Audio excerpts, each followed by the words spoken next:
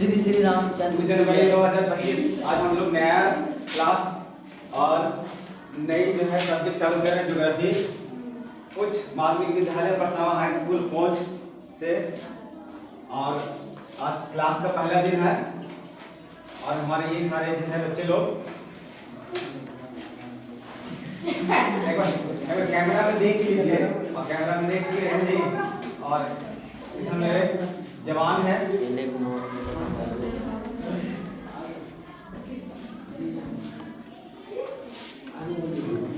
देखिए ज्योग्राफी पढ़ने जा रहे हैं हम लोग।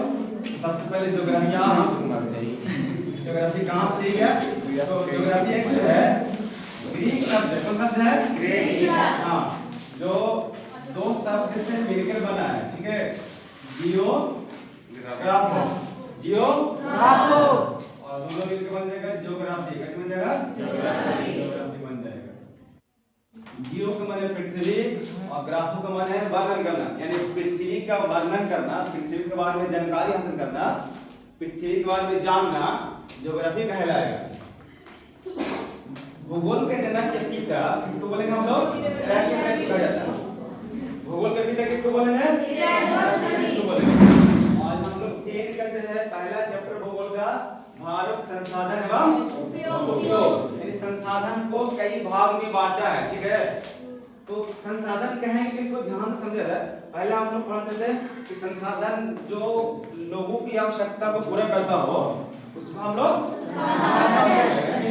देखिए वे सभी वस्तु जो आर्थिक रूप से संभव हो, आर्थिक रूप से संभव हो माने इसके माने क्या होगा? अगर मान लिया जाए कि पृथ्वी के नीचे गोल्ड है, मान लिया जाए सोना है, ठीक है। कि पृथ्वी के नीचे सोना है तो इसको निकालने में इकोनॉमिक खर्च आ रहा है 1 करोड़। निकालने में यानी सोना को जमीन से निकालने में इकोनॉमिक खर्च कितना जा रहा है? 1 करोड़। और इसका जो बाजार रेट है, मान लीजिए बाजार रेट इसका है 80 लाख। तो अब बताइए निकालने में खर्चा 1 करोड़, लेकिन बाजार में इसका रेट कितना है? 80 लाख ही है ना। तो ये जो है एक प्रकार का कहाँ लॉस हो रहा है।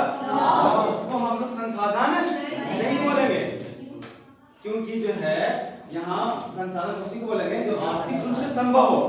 आर्थिक रूप से संभव कहने का मतलब है कि जो वस्तु के निकालना है उसका बाजार में उससे ज्यादा कीमत हो। अब निकालने में ही खर्चा लग गया ज्यादा और वहां पर बाजार में इसका वैल्यू कितना है? कम है। तो उसको कौन इस्तेमाल करना चाहेगा बताइए? कोई नहीं। तो संसाधन उसको बोलेंगे जो आर्थिक रूप से संभव हो और सार्वजनिक रूप से स्वीकार हो। सार्वजनिक रूप से स्वीकार करने का मतलब है कि मान लिया जाए यह जो है सोना है, ठीक है, और इस पृथ्वी के ऊपर जो है मान लिया जाए एक इमारत है और यह इमारत जो है मंदिर के रूप में है या तो मस्जिद के रूप में है या तो कोई चर्च गुरुद्वारा के रूप में है। अब बताइए इसके नीचे जो है सोना दबा हुआ है। अब बताइए कि उस मंदिर को तोड़ करके, उस मस्जिद को तोड़ करके अगर सोना निकाला जाए तो लोग उसको स्वीकार करेगा?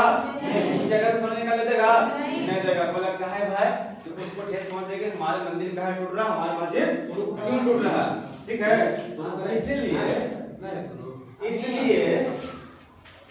इसलिए बोला कि सार्वजनिक रूप से स्वीकार हो, सार्वजनिक रूप से स्वीकार हो, यानी पब्लिक उसको, लोग उसको स्वीकार करे।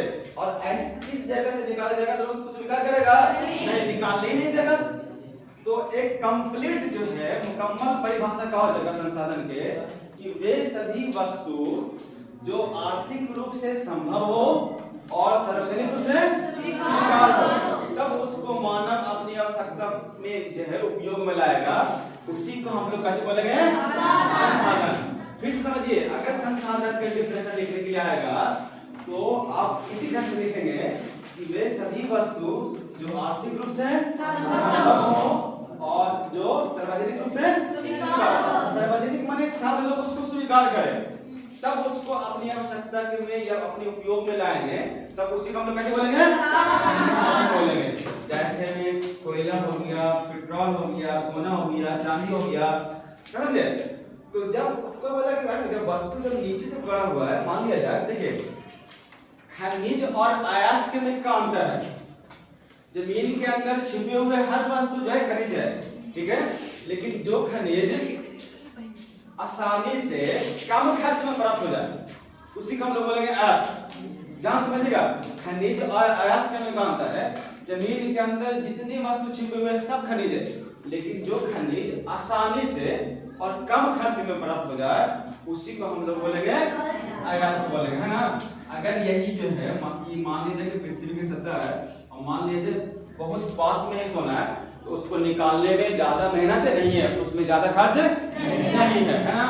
तो उसी को हम लोग कैसे बोलेंगे? संसाधन बोलेंगे। कैसे बोलेंगे? हाँ, कि वे सभी वस्तु जो आर्थिक रूप से संभव हो और सार्वजनिक रूप से स्वीकार हो, तब उसको हम लोग उपयोग में लाएंगे, उसी को हम लोग बोलेंगे संसाधन।